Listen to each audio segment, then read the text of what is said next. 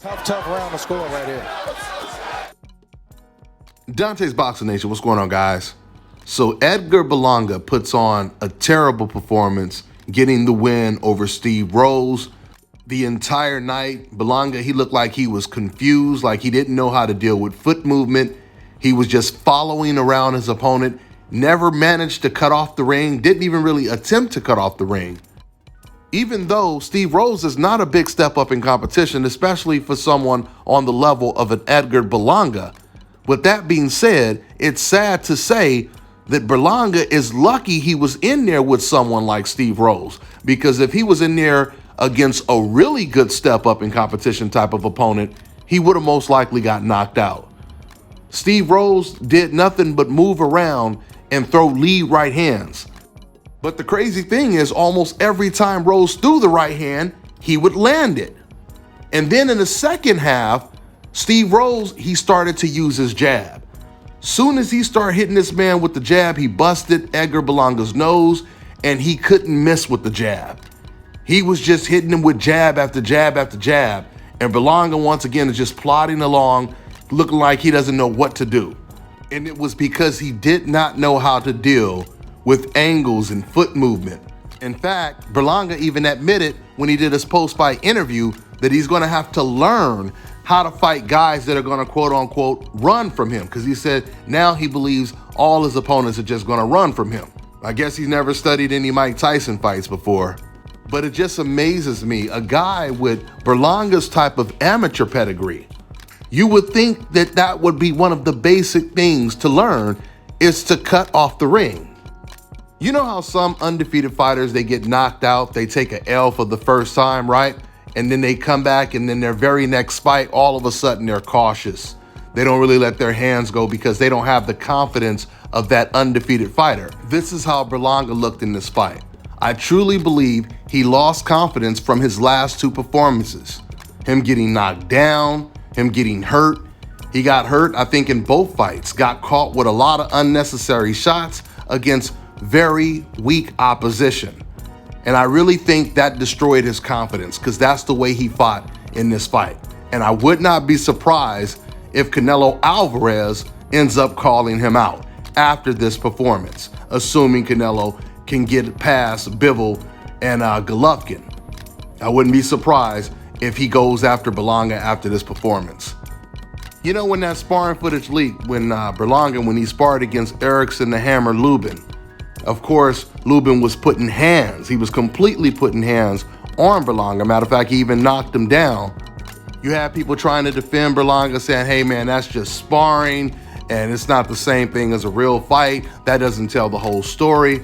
Well, guys, actually sparring, it does tell the whole story a lot of times. It doesn't always tell the whole story, but it definitely told the whole story when it comes to Edgar Berlanga. This doesn't mean Edgar's career is completely over with, of course not, but he has a whole lot of work to do. He has a whole lot of work to do. Because if you can barely get past Steve Rose, forget about other undefeated prospects that are on his level, I don't even think he could get past Gabe Rosado, which would be another test for him, another great test for him, but I don't think he would pass that test. So he's got to really go back to the drawing board and get it together, because that was a terrible performance, as Tim Bradley put it. Matter of fact, Tim Bradley, he said at the end of this fight, Berlanga, he went from being called the chosen one to the phony one. That's what Tim Bradley said. We'll see if Edgar could get it together in the future. That's all I got for now, guys. I'm on to the next one.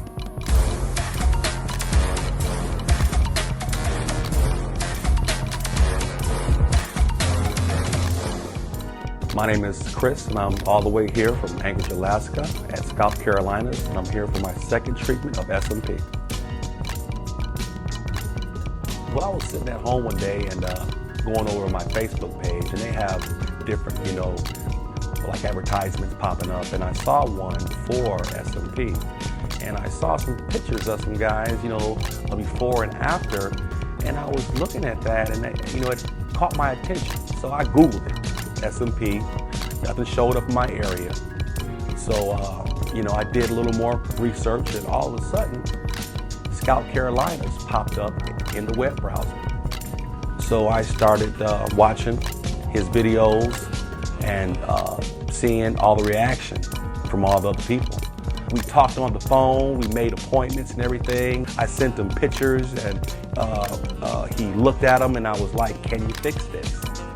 And he pretty much said, no problem.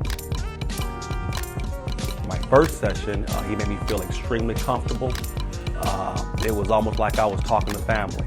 He started and during the whole treatment, we talked and about our families and our life and and things that he does and things that I do. And before I know it, the first session was over. When you see someone doing something that they love, as much as I see Enoch love what he does, it shows in his work. I wouldn't point anyone in any other direction but here to North Carolina, Scout Carolinas, to get this done.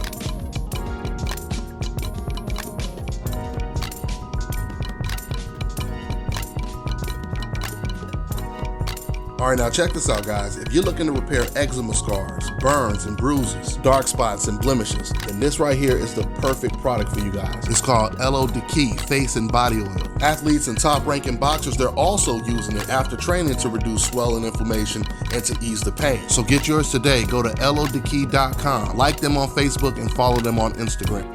An important message from Youth Fountain Laboratory, makers of VasoFlux and VasoFlux for Men.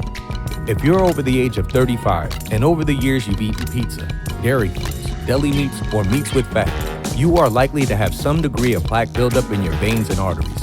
This increases your risk of suffering a stroke or heart attack exponentially, and no one wants such a catastrophic event to occur.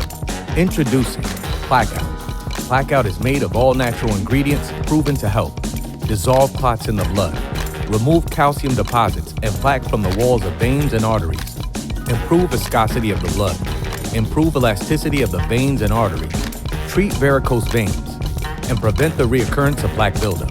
For more information, visit Youth Fountain Laboratory at youthfountainlab.com or call 1-800-853-7856. And remember, to help unclog veins and arteries, get the Plaque-Out.